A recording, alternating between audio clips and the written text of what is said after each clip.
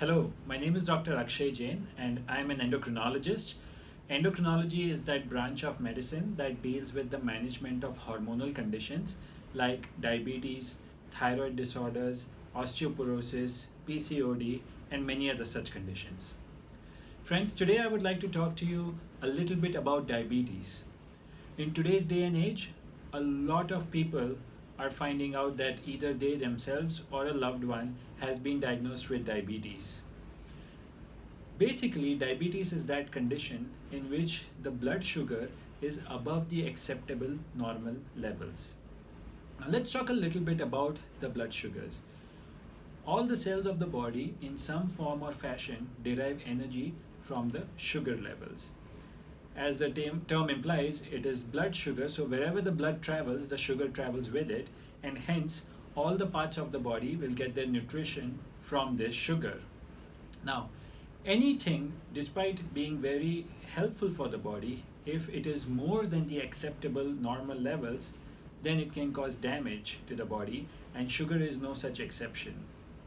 When the blood sugar levels go up very high, then it can affect different parts of the body. On a day-to-day basis, all of us, whether we have diabetes or not, we do produce different hormones which help to control the level of the sugars.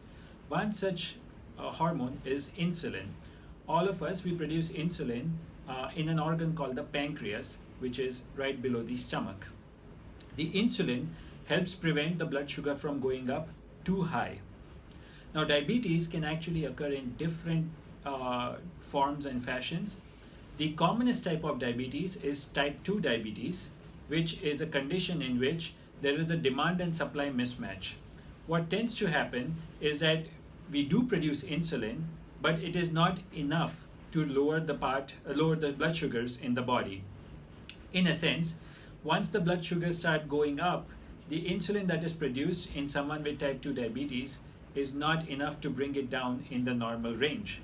This is because many of these individuals might have increased fatty cells or fat tissue in the body, which reduce the effect of the insulin. Hence, the body now needs to produce more insulin to do the same job, and this is a condition called insulin resistance. All of us have only a certain capacity to produce insulin. So if we are not able to exceed the requirement of the body, then there is a demand and supply mismatch, and as a result of this, the blood sugars will now start going up. This is type 2 diabetes, where people do produce insulin, but it is not enough to the amount that the body requires. Generally, type 2 diabetes, when diagnosed, is first treated with lifestyle changes, so changes in diet and activity levels. If that is not enough, then medications are started. Many times oral medications are used to treat type 2 diabetes, but even with that, if the blood sugars are not well controlled, then we start the patient on insulin therapy as well. A majority of people that have diabetes have this type of diabetes called type 2 diabetes. There is one more type of diabetes called type 1 diabetes. This predominantly occurs in small children, so it is diagnosed at a younger age. However, adults can also develop type 1 diabetes. In type 1 diabetes, the body starts attacking the own pancreas, and as a result, the pancreatic function becomes absolutely zero and it cannot produce any insulin. When no insulin is produced, then the body has to depend on insulin given by injections in order to control the blood sugars. Insulin is a life-saving hormone, and we cannot do without any insulin. As a result, patients with type 1 diabetes always need insulin therapy to control their blood sugars. This type, as I was mentioning, type 1 diabetes is predominantly diagnosed in children, but can also occur in adults as well. There is another kind of diabetes called gestational diabetes. In this, a previously normal blood sugar female, once she is diagnosed with pregnancy, may have a higher blood sugar above the normal range, what is acceptable for the pregnancy, and it is only during the time period of pregnancy that she will require medications to control this elevated blood sugar. This is called gestational diabetes. Many times after the delivery of the baby, the diabetes corrects and the patient may not have high blood sugars anymore. However, these patients are at an increased risk of developing diabetes subsequently in their life. So these patients will need to be watched closely even after delivery to make sure that their blood sugars are in target range. Now, why does diabetes generally occur? We will focus predominantly on type 2 diabetes, which is what a majority of people have.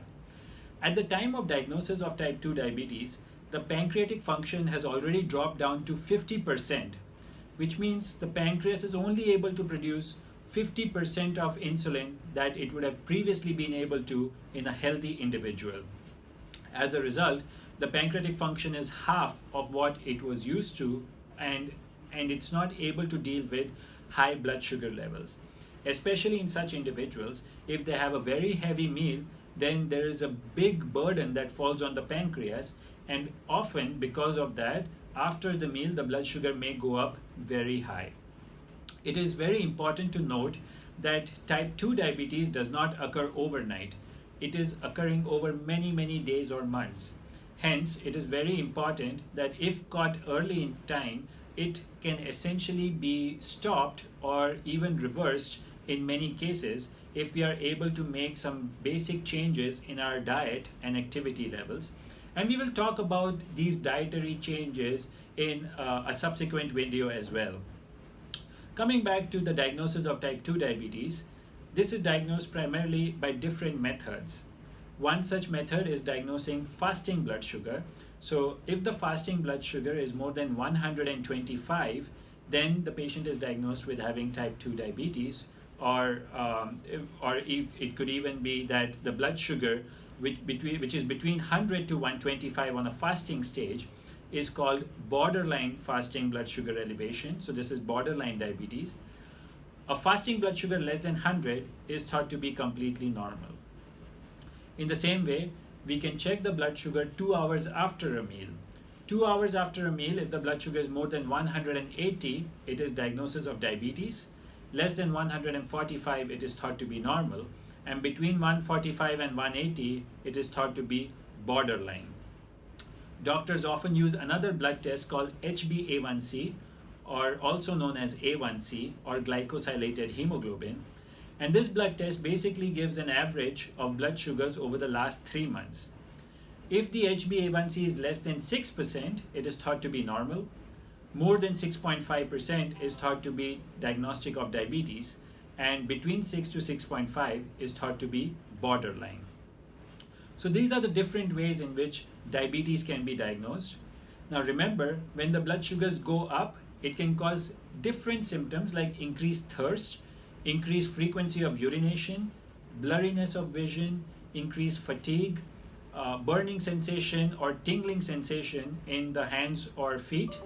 It can also lead to symptoms like a wound that is poorly healing, that is not healing fast enough. But more often than not, diabetes is often a silent condition.